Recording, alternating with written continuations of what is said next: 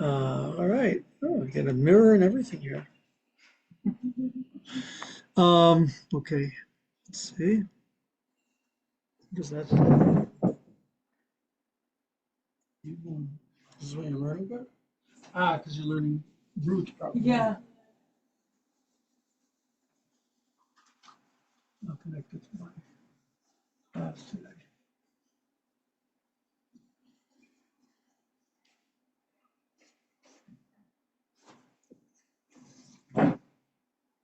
All right. Well, to me, this is very exciting. I'll tell you why. We're in the Haggadah, and we kind of step back a little bit to explore one of the, I think, one of the most important sort of uh, almost anomalies of the Haggadah that we want to go back into deep history about Avodah Zarah and see how that relates to this leaving Egypt, like as if that's the story. I mean, it seems like we had joined together on the Seder night to discuss the leaving of Egypt, but as I explained very early on in the series, there's actually an opinion that you need to start with our leaving strange or estranged worship and coming close to the worship of Hashem. And this was, I think, a really, really important insight about the nature of doing Avodas Hashem. You know, that the shift the shift out of enslavement into freedom is not from not having to be in service.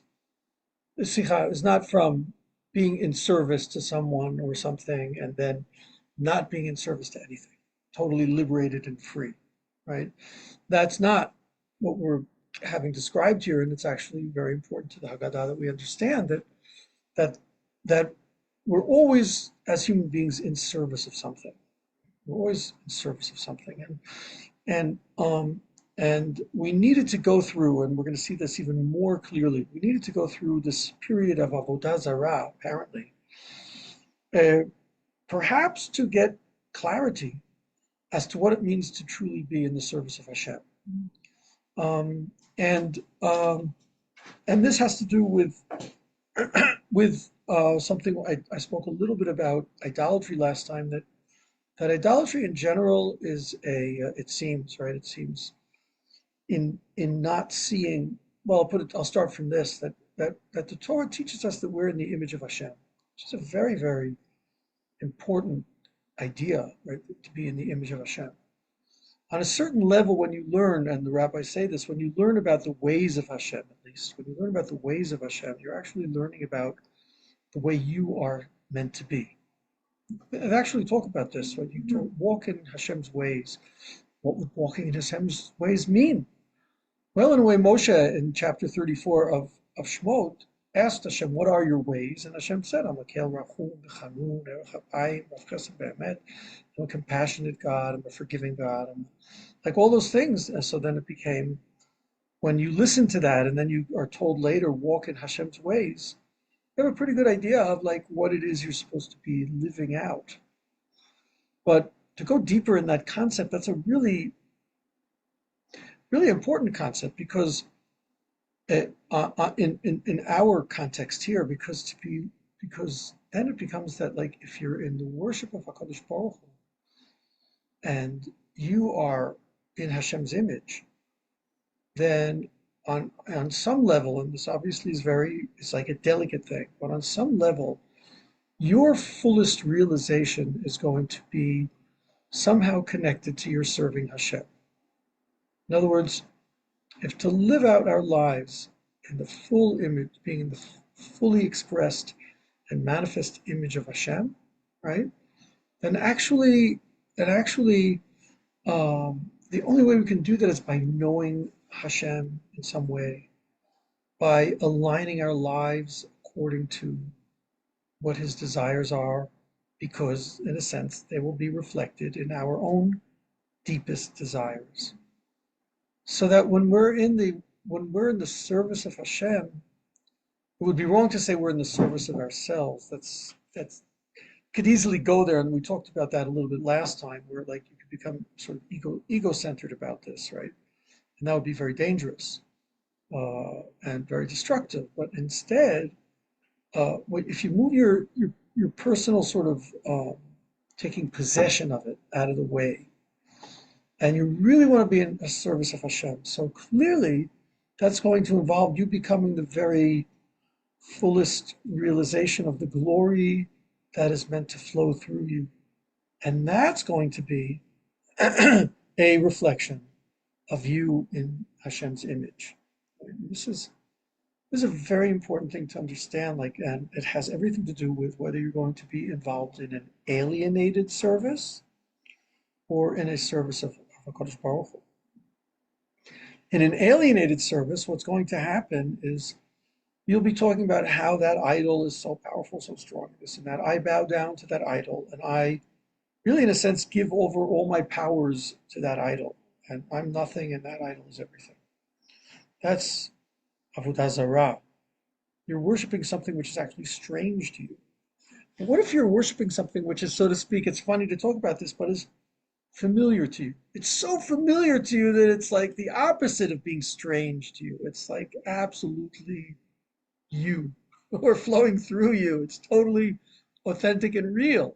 Can you see how the Haggadah brilliantly, and the truth is in Lashon Kodesh it's generally presented this way, and the rabbis, how brilliant a naming that is of strange worship or the worship of Hashem.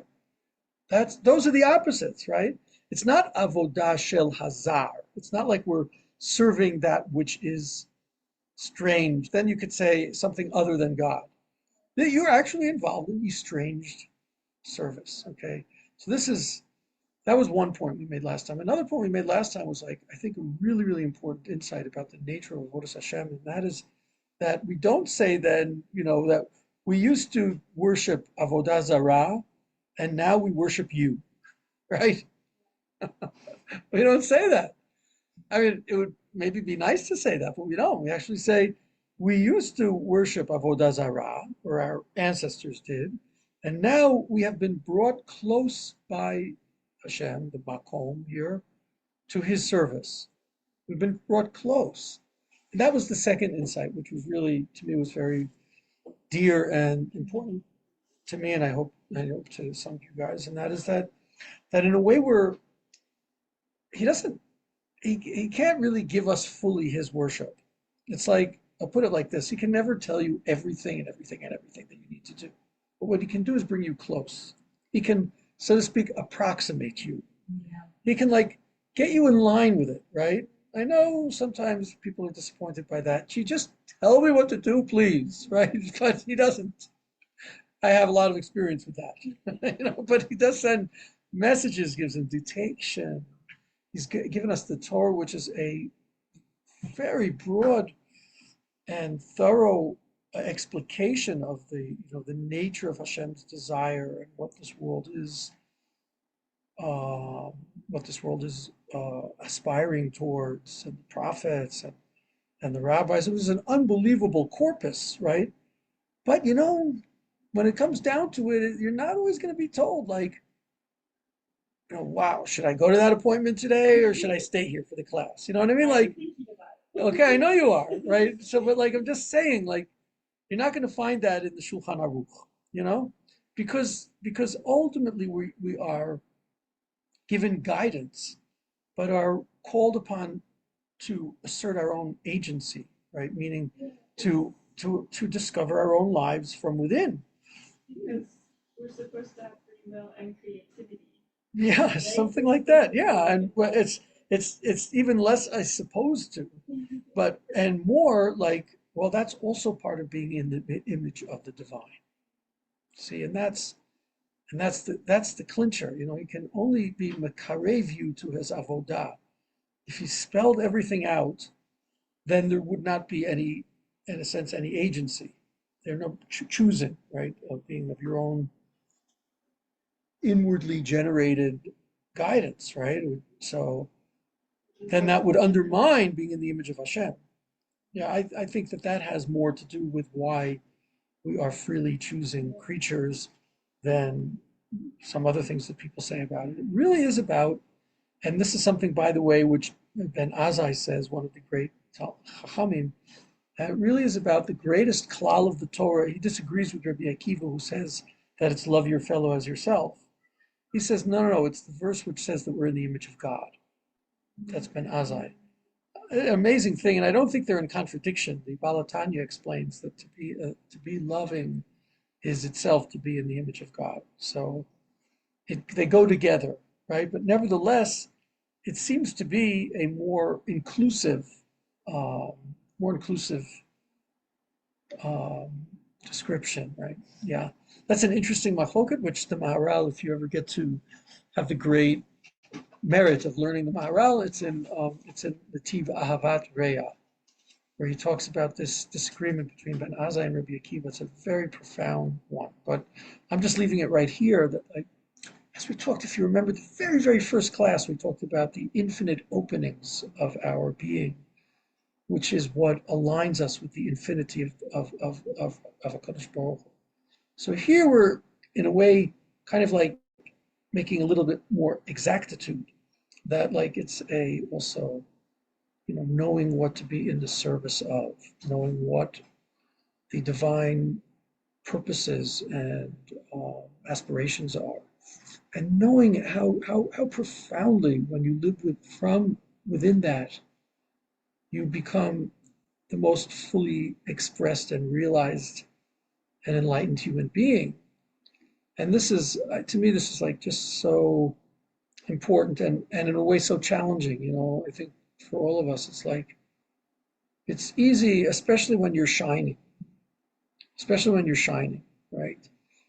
It's easy to sort of make that into a personal thing, you know. You know what I mean? Like, I mean, you've been on stage, it's like it you could just be like glowing and your glory, or you could become like, wow, look at all these people looking at me. I'm the greatest. Oh man, you just blew it. It's like, and That's usually when something goes wrong, like yeah. the microphone. Sorry. Well, we're not all so blessed to have the microphone break when that happens. Sometimes people's lives break when that starts to happen because it just became so bloated, and your ego can't really sustain that bloating because it's so inaccurate. You're not that big. Really, come on. You're not that big. You're never that big that millions of people are like blown away by it. You're not that big. What they're being blown away by is the flow of Hashem's glory that's flowing through you and that has found a mode of expression. Yeah, just let that happen and you're good, right? But as soon as you say, "Wow, look what's going on here," woo, then it's done, right? There's very, very subtle things, right? Very subtle things. So all Hashem does for us really, and this is Kervanu Lavodato. I think this is like a really important, what they call a diuk, like an exacting reading in the way the Haggadah is describing things. He brings you close, but he can't exactly give it to you. You're only given its context. That's how I'm understanding Kervanu Lavodato. Okay, so that's kind of a summary of what we were pointing out last time. Now I want to go a little bit in. We're in the Haggadah, a little bit in to what happens next in the Haggadah, which is a really fascinating thing. But is there something anyone wants to ask about, and what from the things that I just summarized? How can how can we get to that like complete state, like to be in service of Hashem? Like it's like nullifying ourselves. Or how can we get there? Yeah, yeah, that's like The question.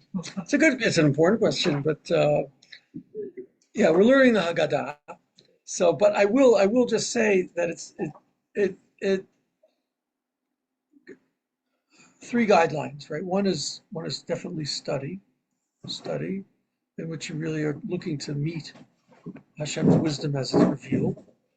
Study, right? Second I do very much believe in setting aside times for contemplation, for quietness, for journaling, for just being quietly attentive, inwardly turned, right?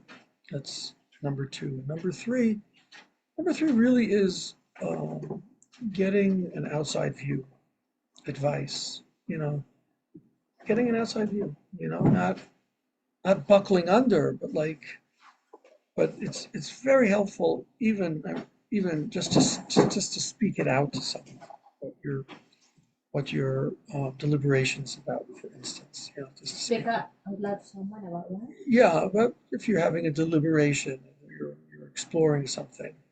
Okay, so anyhow, those are three avenues. Now I'll bring you in. Right, this that was the end of something we were just.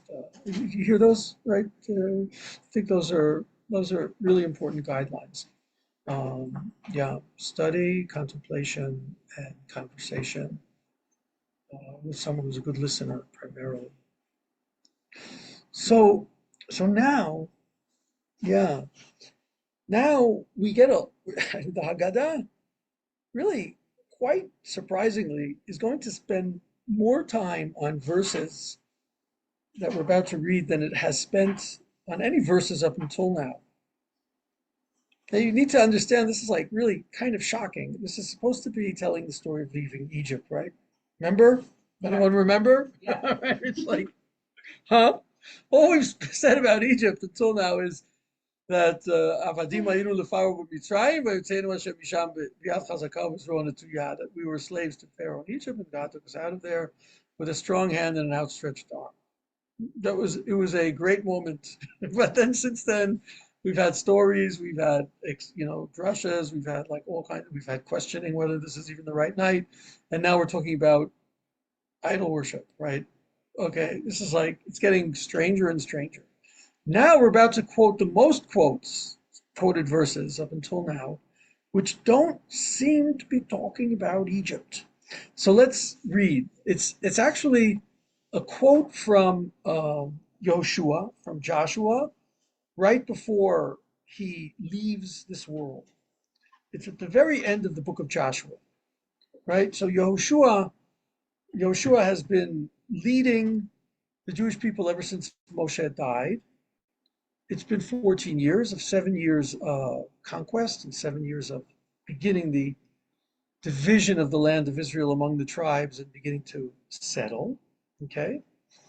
And then he's going to part, he's about to leave them, and we're going to enter a new stage in Jewish history, which is in the Tanakh, in the Bible, is the stage of the Shoftim, of the judges. Okay. So now we quote his speech as he's about to sort of hand over the land of Israel, really, in a sense. Like, we've really kind of made it. We've accomplished what is called the kibush, yeshiva, and the Yerusha. We have now inherited the land. Up until now, we have not inherited the land. We just really inherited the land, meaning that he has completed his mission. Okay? And it's very important for us to remember that we are now inheriting the land. And this is going to become surprisingly important. Okay? So let's just read what he says. It's a speech which we're kind of given a selection of here. I'm in the passage in the Haggadah, which starts Mitchila of the Avodah Zarah, Hayu Avotenu. In these, it's on page 30. And it's in which part? And in others, it's on other pages. Okay, here we go. Vayomer Yoshua, Shenemar. Here I'm going to show you that we were first of the Avodah Zarah, and then Hashem brought us closer. Hamakom brought us closer to His service. Shenemar. Just follow along with Mercedes there. It's not so much. Vayomer Yoshua el kol ha'am. Yoshua spoke to the entire people. Ko amar Adonai Elohei Yisrael. Be'ever hanahar yashvu avotechem be'olam. God, the God of Israel, spoke, saying, on the other side of the river, your ancestors dwelled. Me'olam. from long ago. Terach, Avi Avraham, Avi Nachor. It was Terach, the father of Abraham, and the father of Nachor, two brothers. Vayavdu Elohim Achirim. They were all idolaters. They worshipped other gods, strange gods. Vaikach et avichem. I took your forefather, et Avraham, me'ever nahar. I took him from that place on the other side of the river. Va'olech oto b'chol eretz Canaan. I walked him through the entire land of Canaan. Va'arbe et zar'o ve'eten lo et Yitzchak. I gave him many children, and I gave him Yitzchak. Va'eten li Yitzchak et Yaakov. And I gave to Yitzchak Yaakov, ve'et Esav. Yitzchak also had Esav. Va'eten le'Esav et har seir lareshet oto. I gave to Esav the Seir plain, the Seir mountain, really, right? The Seir mountain on the other side of the river, right on the other side of the Dead Sea. Lareshet oto, to inherit it. Yaakov uvanav yardu Mitzrayim. And Yaakov and his children, they went down to Egypt. Okay. So this is very interesting, right?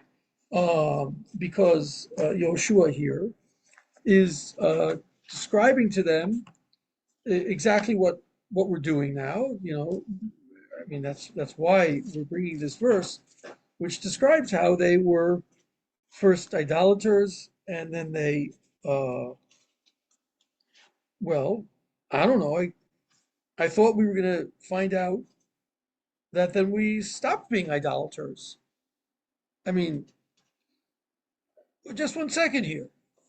You told me that you were going to bring a sort of a proof text that at the beginning we were idolaters and then we were brought close to Hashem's service, right? Isn't that what you say you're going to be doing now? Shenamar, as it says.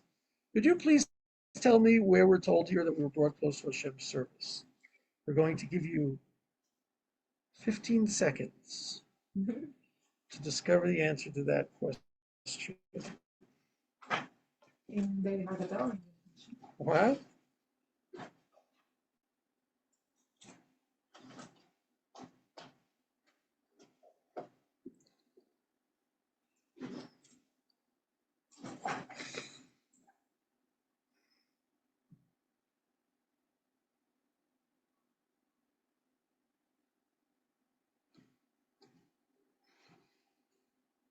I do want to point out, right, that at the end of the passage with Yehoshua, he's going to say it.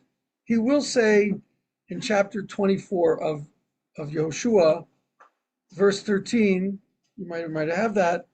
He says you're going to get the land that you didn't have to work for, and cities you didn't have to build, and etc. Now, please have fear of God, do His will with straightforwardness and truthfulness, and hasiru et Elohim asher avdu avotechem be'ever nahar u'Mitzrayim vivdu et Hashem. He will say that, and also get rid of the gods which your forefathers worshipped, which he just talked about, and worship Hashem. Okay, and if it's bad in your eyes to worship Hashem, so figure out who you're going to worship, right? And go ahead and do it. Me and my family, we're going to stay faithful. Okay, that's a little bit interesting thing. And then they all say to him, they kind of puts them to the test in a way. And they say to him, and now in verse 16 of chapter 24 of Yehoshua, he says to them, Chalila lanu me'azov et Adonai la'avod Elohim achirim. No way. We are not going to leave God to worship other gods. We are here. Ki Hashem Elokeinu hu ha'ma'aleh otanu ve'et avotenu me'eretz Mitzrayim mipeit avadim. It's God who took us out of the house of slavery. Right?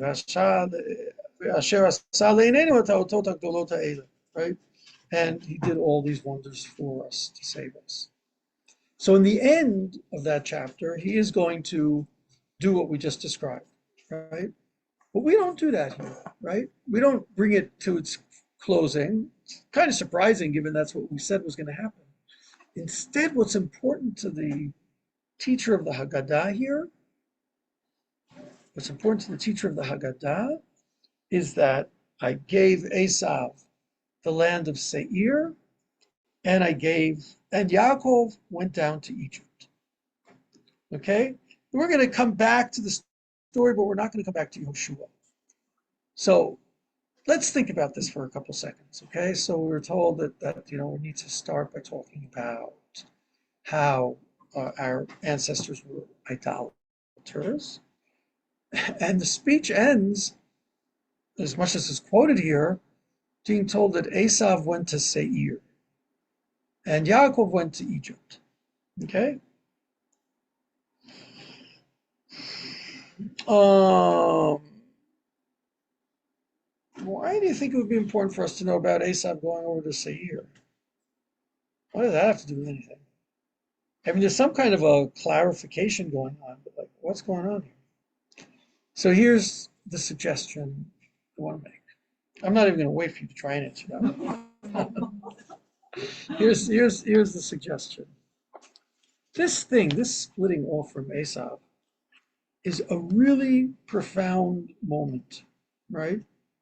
And the profundity of the moment, you can actually learn a little about, you can look it up later. It's at the end of the parsha called Vayishlach, chapter 36 of Genesis, 36 of Bereshit. You have that, that's very cool. Chapter 36 of Bereshit. When it says, that chapter's about the progeny, the children of Esav. And then in verse 6 it says, Esav took his wives and his children, his sons and his daughters, and everyone that was from his house, and his cattle, etc., and everything that he'd ever owned, that he had acquired in Eretz Canaan. Vayelech el Eretz mipnei Yaakov achiv. And he left because of Jacob. He left because of Yaakov. He left Israel because of Yaakov. Esau, yeah. Good question. Well, the next verse is going to give you some answer, but Rashi's going to say it's deeper than what it says. The next verse says, Ki hayaruchu sham rav mishevet yachdav, because they had too much stuff to be able to dwell together. But then the verse says something sort of cryptic. V'lo yachla eretz migureihem laseit otam. Their land of dwelling could not carry them. Mipnei mikneihem. Okay? Because of their possessions. Vayeshev Esav har seir, Esav hu Edom. So Esav went off to Har Seir. Okay, so I guess it sounds fairly straightforward, right? They've got a lot of flocks and a lot of stuff. So Esav left. Yeah, I mean, Sounds like there's more to that, honestly. I It's like a agree. spiritual thing. Totally Yeah. agree that I don't want to jump quickly. I want to go slow, but I totally agree. It sounds like there's more to this than there's too much cattle. And the simple reason to say that is because, so why did Esav leave? Why doesn't he just tell Yaakov to leave? So that's what I mean by a cryptic verse. It doesn't explain, it explains why someone had to leave, but it doesn't explain why he's the one who left, right? Okay, that's one thing. Now, the other thing is, there are many things about this verse that make it, a challenging one. One of them is, Lo yachla eretz migureihem laseit otam. It couldn't carry them. But that carrying also has an implication of Nesiat Avon, forgiveness. Couldn't hold these two people. They're not both appropriate. Only one of them is appropriate. That's going to be the bottom line, right? Laseit otam. This land could not carry both of them. But the most important thing was back when it said that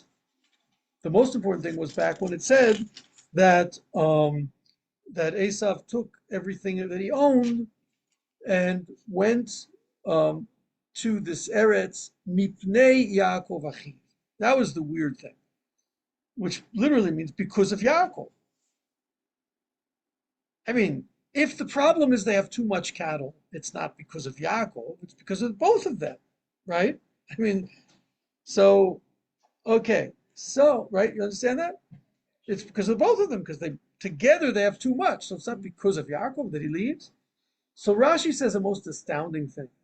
Rashi says on verse 7, he says that I'll tell you really that there's a midrash which explains this, and that is he left because of Yaakov, because of the shtar chov shel gzerat kiger yazarcha hamutal al zaro shel Yitzchak.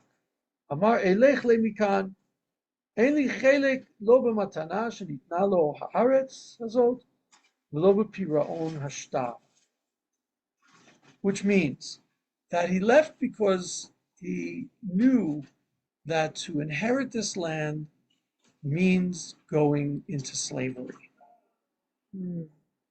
And that I'm not willing to do. There's a price for living here. Okay, there you go. I mean, he's a slave to his own physicality. Okay, we got all kinds of ideas about Aesop, but I really try to stay pretty ground level and then build up from there. But it could be. Okay, but the point is that Aesop here exposes that if there's a price for Eretz Yisrael, I'm not willing to pay it. Right? Certainly not the price of slavery. And I get it, it's like this, I'm not willing to do that kind of work for this place. But I think we should wonder, why is that the price for Eretz Yisrael? I mean, let's go back, if you remember in chapter 14 of Breshit, when this whole prophecy of coming to Egypt was introduced, right? Where Abraham said, "B'mai daki Rashena," how do I know that I'm going to inherit this land? And then Hashem told him, to take these animals and split them and everything. And then he said, "Yado teita," I'll tell you how you'll know. Your children are going to be in a land not theirs, and they will work for them. They will be enslaved to them, and they will be oppressed by them, even tortured by them for 400 years, and then they're going to come out and they're going to come to this land, right? So however you're going to understand that, right? However you're going to understand that, there seems to be some kind of element here in coming to the land which has to do with Egypt. Let's just stop a second and understand now what's going on in terms of the Haggadah. This is not some sidetrack. You know what I mean? Why are we talking about Avodah Zarah all of a sudden? I thought we were talking about leaving Egypt. Oh, you got to get something right here, okay? You've got to understand. And here's the suggestion. You've got to understand the true nature of service. And the only way you're going to find out the true nature of service is by experiencing what it means to be in its opposite. When you are in the service of some other person's agenda, you are not in true avoda. You're just working, okay? You are not uncovering the essential expression of your life force, but rather you have been hijacked by someone else. And on some level, and I think all of us can get a little flavor of this in our own lives, on some level, if you've never experienced being hijacked by someone else's agenda, or I bless you that didn't have to be what you went through. Even just hijacked by your own lies to yourself, or your own baggage, or your own emotions. Hijacked means you've been taken control of by something else, right? When you get, for some strange reason, whatever it is, whether we like the way God made his world or don't, for some strange reason, we discover things by being released from their opposite. Then oh my gosh, that's what it's about. Anyone who's had some level of an awakening in any realm. It Well, starting this morning when you woke up, you were sleeping and now you're awake. It's a pattern that we're constantly involved in. And here we haven't gotten to Eretz Yisrael yet to talk about that. Why specifically that? But I think it's quite clear that somehow serving Hashem in the appropriate environment, right, and realization of the divine purpose within creation. Yeah, that has to do with you having to discover that, yeah, I know what it's not. I know what it feels like to be in the service of something that's false. I've been there, right? This is different, right? This is different. Now we're all always in the danger of, risk of fooling ourselves, but nevertheless, there's something here that's so radical that is built into the psyche of the Jewish people that we know what it's like to be slaves, right? And our commitment, and here I keep referring to this, right? Our commitment to authenticity and authentic living is fed by that archetypical experience, like of having been enslaved, right? Yeah, but again, as I say, like all of us touch that, and in some ways, more subtle or less subtle in our lives. So this is first of all, we don't yet know why this is connected to the land of Israel, but we do have a sense here of something. Okay. Now something else I want to tell you a little bit more about Esav, right? Because Rashi goes on and he says he left because he didn't want to have to pay that price. Okay. Second, he also left because he was embarrassed that he sold the Bechorah, he sold the rights to being the firstborn. These things seem to be tied together, and they are. Let me explain something to you. If you remember, in chapter 34, you can go back and take a look in Bereshit, in chapter 34. No, excuse me, I'm going way too. In chapter 32 and 33 of Bereshit. So there's a lot to explore here, but I'm just going to stay like really, really directed here. There's, the whole scene when Yaakov comes back to the land, right, of Israel from after having been in Lavan's house, which is going to be very central in a moment to the Haggadah. There's a whole scene, right? And he comes back. He comes back, and he offers Esav all kinds of gifts of appeasement, right? He sends him camels, and he sends him maidservants, and he sends him, donkeys, and he sends him sheep, and whatever it takes for this guy to just like relax, stop being so full of enmity towards me. And after all, he ran away because Esav wanted to kill him, right? Okay. So he arrives in chapter 33, verse 11, and he says to Esav, Kach nat birkati, please take this gift.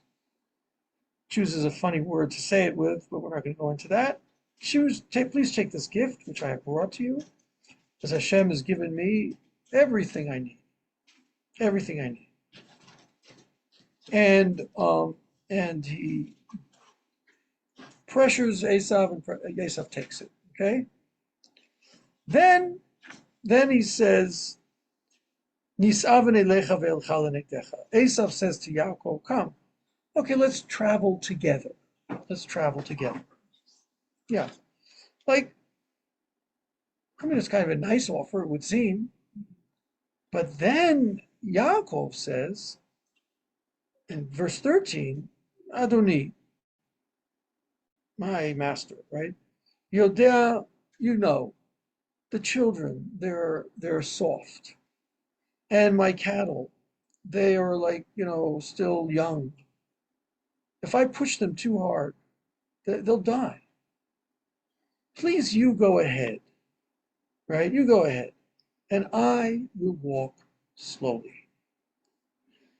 Because of all the work which is still remaining for me to do, and because of the children I still need to raise, eventually I'll get to you, to Seir. And so Esav says, let me leave some people with you. He says, no, don't. And then in verse 16 it says, Vayashu Vayamahu Esav l'darko Seira. Esav went back to Seir. So we're listening now to the conversation, right, which later in the verses I read, before, we just kind of get like a summary of. We're hearing Esav leaving in chapter 33, and then we're getting the summary of that in chapter 36, right? 37, and voila, 36. And then, interesting. Listen to the voice of the conversation. Esav saying, Yaakov saying, I have everything I need. Now, a verse before that, Esav said, I have a lot. I have a lot. You don't have to give me anything. Then Yaakov counters him. He says, I have everything. Well, okay, then I'll take that. You know what? I'll take it then. Okay, that's there. And then these are related. And then again, Esav says, let me walk with you. And Yaakov says, no, don't walk with me. You go fast. I go slow. So you get into that fast lane, zoom right on ahead. I go slowly. All right, it's romantic in a way, because it's concerned with the children, etc. But I think there's a much deeper point here. There's a much deeper point here. People in a hurry. People in a hurry are out for the end point. People in a hurry are out for the end point. The point at the very end, the end game. They're not interested in what happens on the way. They want the accomplishment. And, hey, it's not evil, except for one problem with that, and that is on a deeper level. In a way, it's not like they're interested in becoming something, becoming someone transformed by the life that they are living with its aims, but rather they're just interested in getting it done, having the product, having the fruits with as little labor as possible. Yaakov seems to have a very different attitude. The labor has a lot to do with the nature of who I am. I work. I want to tell you, man, I worked 14 years for my wife. I work, okay? Not only that, and listen to this very profound thing. It's beautiful that you have Chumash in front of you. I'm really grateful for that we can, be textual. In chapter 32, verse 4, when Yaakov comes back from Lavan, listen to the way he talks to Esav. It's mamish brilliant. He comes back and he sends out messengers, to Esav, and listen to what he says to him. He says to the messengers, tell him, I've been living by Lavan, and I have been delayed until now. Ba'echar ad ata. I've been delayed until now. Okay? Duh. It's 22 years, man. Like, I know you've been delayed. Like, why does he tell him I've been delayed? What is that? What's he doing? Who said that? What's that? Who said? Yaakov. It says Asa. He says to Esav that, yeah. Why is that needs to be enunciated? Okay? Well, think in terms of what I'm talking about. He's telling Esav things take time and I'm willing to live them through. Now listen to this. Rashi comments on this. This is famous. Anyone who went to a day school or yeshiva probably knows this Rashi. Rashi says, Im Lavan Garti, Taryag mitzvot shamarti. Because Garti is the same letters as Taryag. Taryag is 613. So I kept the 613 commandments. And then he goes on, Rashi, and he says, Velo lamadati mimasav hara'im. And I didn't learn from Lavan's bad deeds. Says two things. I kept all the mitzvot, and I didn't learn from his evil deeds. To me, this is an extremely troubling Rashi. It's extremely troubling because it suggests that he could keep the 613 commandments and also learn from the deeds of Lavan. You could both keep the mitzvot and also be a trickster, deceitful like Lavan. Not only did I keep the 613 commandments, but I also didn't learn anything from Lavan. That's like, gee, I mean, I thought it was enough just to be observant, just to be frum, like, and then I'm out of the clutches of these evil deceivers. No, it doesn't work that way. Sorry. But there's two parts to this service.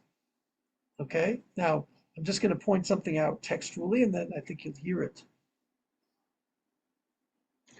Well, Lavan is someone who is deceiving. He's a trickster. He doesn't, in a way, a trickster always is someone who doesn't really want to do the work. He doesn't want to do the real work. He wants to trick you into getting what it is that he wants to get, or distorting the way you see things so that it'll come out as he desires it to come out, right? That's the manipulations of Lavan, right? He's a manipulator. A manipulator is certainly not out for your growth. He's really not out for his growth either. He's out for acquisition, right? His greatest acquisition will be your mind. But he's out for acquisition. He's certainly not out for becoming something that's a beautiful and marvelous expression of the divine will. And like, get out of here, man. You don't get rich like that. You know, it's like, okay. Now, people who are dedicated to the processes of growth are very different than people who are just dedicated to the results. Okay. The people who are dedicated to the processes of growth are going to be people who are willing to be delayed however long it takes. Okay? But the people who are just about the results, just, do it quick as possible. Let's put this into the world of mitzvot, You can give a pretty good presentation of being a frum, observant person without anything really much changing inside of you. But you do all the stuff, you follow all the rules. No one can say, whoop, no good, not fair, no. Nobody really knows what's going on inside you. Right? And you can walk around showing everyone, and this actually the rabbis have a metaphor like this. You can show everyone that you have split hooves, which is the sign of a kosher animal, right? But you're a pig. Pigs have split hooves, but they don't chew the cud. It is so deep. Because chewing the cud means I do it again and again. That's okay. I'm going to regurgitate it. There's something here which just needs processing, but rather demonstrates in the external, I'm doing everything right, aren't I? Yaakov says to Esav, I've kept all of the 613 commandments, and I didn't learn from Lavan. I didn't adopt his ways. Any of you who know the way the rabbis talk about Esav, there are ample examples to Esav presenting as if he's a tzaddik, but he's not really, right? I'm not going to go into them right now, but he actually is first introduced as a Yodea Tzayid. Rashi, in a way, asks, what do you mean he knows how to hunt? Does he hunt or doesn't he hunt? Does that mean he knows how to hunt? Just say he's a tzayad, he's like a hunter. Now, Yodea Tzayid is someone who knows how to trick people, Rashi says. He knows how to hunt for the game. And he does that with deception. This is how Rashi explains also why Esav is presented as the opposite of Yaakov, who's presented as innocent and simple. Being someone who's a hunter isn't the opposite of being innocent and simple. Can't you be innocent and simple and a hunter? Not really. I mean, you've got to be very tricky to catch the animal, right? But it's not really work you're doing like raising the sheep and raising the cattle and this and that. You just set a trap to catch, okay? Same thing. So he's basically saying at the very return to the land, I know something about this place. Here's the deal. I know something about this place. the, the land of Israel is not a land for people to come and work for their product. It's a land within which we work to grow into that which we are meant to be. It's not for people who are just in it for the end game. It's not for people who aren't willing to discover what it means to be in a estranged service in order that they uncover what it means to be in an authentic service. It's not for those people. So there's a shtarchov on this place. There's a bill of what's it called in English? When a writ of debt. There's a debt which needs to be paid here. You're going to have to go into slavery. You're going to have to work hard. I was just in slavery for 22 years over there under this Lavan guy who tricked me into doing all that work. But I did it. Are you willing? You know what? Right here, this is when it happens. What later we read that he leaves Mipnei Yaakov. You know what? Esav says, I got a lot. I got a lot of stuff. What you got? Okay, you got a lot of stuff. Rashi brilliantly says, if someone says to you they've got a lot of stuff, they're implying to you, but there's plenty of room for more, right? And Rashi goes on and he says, because these people don't really possess what they own. They are not aligned with what's in their life. You know, it's like you know what I mean? Like if you're living authentically with Yaakov, you've got everything you need to grow into who you need to be, right? And you can trust God that He will provide you with that. But if your experiences have got a lot of stuff, what's that over there? Hey, if you're in that mindset, it's because you're not really about growing into what you are meant to grow into. You're about acquisition. And I want to tell you something. If you're about acquisition, you will never have enough. Never. You will never have enough because the world can never provide you with enough to feel satisfied because satisfaction has to do with being aligned with the authenticity of what you were created to be. So if your orientation is to be getting more and more from the outside, then you'll never be satisfied. And that's Esav. It's a very sad life, but it's very, very active and very energized. But it's always looking to conquer the next conquest and to trick the next deception to get more. Okay? Eretz Yisrael, the land of Israel, is not that place. Eretz Yisrael is a land which is the ultimate land and the ultimate meaning of earth. And let me take you even farther back to a story in the Garden of Eden. Okay? This will be a little, but this is so important.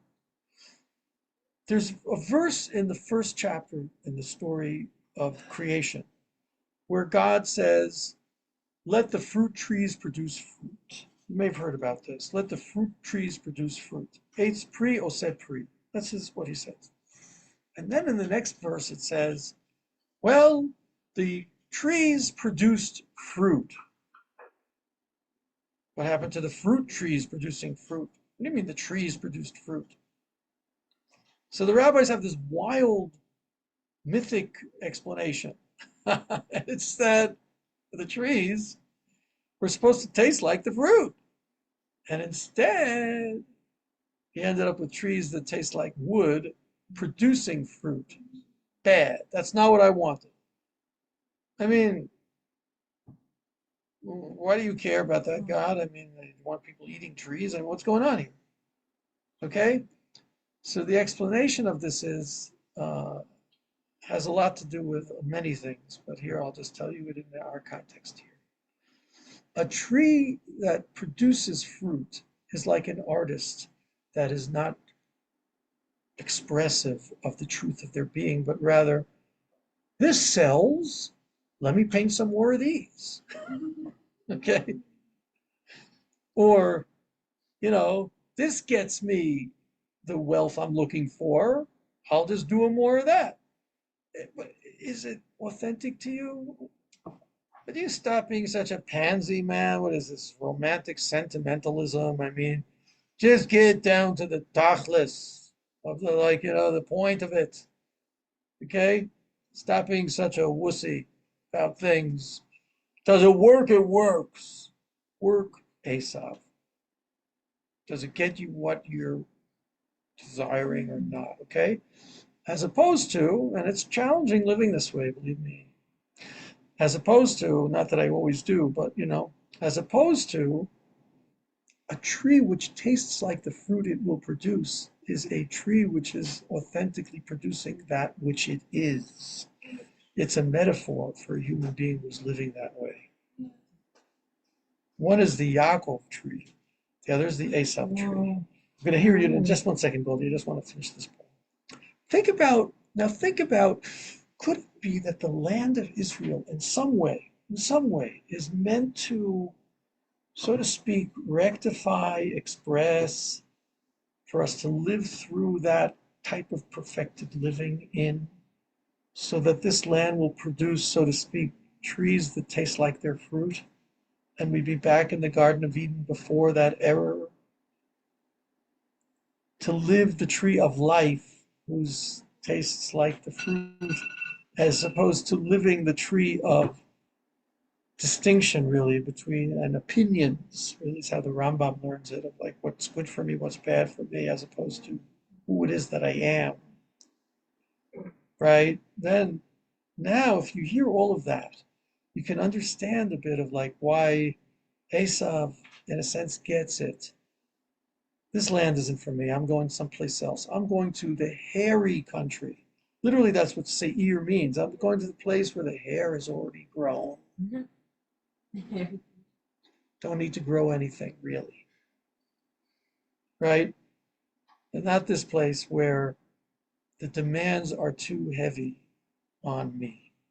Because it requires discovering what authentic service means. Because it's a land which needs people who are truly B'nai Chorim, who are freed to live that authenticity, and who have tasted enslavement, right? Yeah. So therefore he leaves. He says, no, if this is the price, it's not for me. I don't mind being enslaved, because a slave is someone who doesn't really have a life of their own, right? What do I care if I have a life of my own or don't have a life of my own? As long as I'm getting what I need. I mean, let's think back to Egypt. They're providing me with everything I need. I got a bed, I got a house, I got fish, I've got watermelons every once in a while. I mean, it's a good deal, no? What's wrong with being a slave? My God, you don't have to make all these crazy decisions, choose this. What's your career going to be? Don't worry, your taskmaster will let you know what your career is. I mean, voila, how many of us are in this painful, oh my gosh, what am I meant to be doing? Ah, just give yourself over to someone else. Be a slave. If what you care about is product and not realization, right? Then you're really, okay with that, right? So it's not just that he doesn't want to pay the price of having to go into slavery. It's like he doesn't want any part of that issue. Yeah. Okay. So that was that. Goldie, yeah, go ahead. I'm curious. Oh, when you were talking about artists, and the fruit trees, I just wanted to make a point and just emphasize that You wanted me to expand on that? I You just wanted to one sentence that to be authentic means the artist needs to be the art. yeah, I think there's a lot in what you're saying. Yeah, yeah, yeah, yeah. A lot of what you're saying. It's very unified that way. Look, I'm raising like a high standard here, but we're looking towards our ideals. But now I want us to just go back for one more moment, and we're going to stop and appreciate what the Haggadah is doing here. The subject was Avodah Zarah, right? Subject was this, strange worship, and Kirvanu Avodato. And then we brought this quote from Yehoshua, which we abruptly ended by saying, and Esav went to Seir, and Yaakov went to Israel. No, he didn't go to Israel. He went down to Egypt. Oops, I thought he was going to Israel. No, in order to get to Israel, he's got to go to Egypt. Okay, so I hope everyone understands. Now, the Haggadah is saying to us, I hope everyone understands that the real question is, is this one.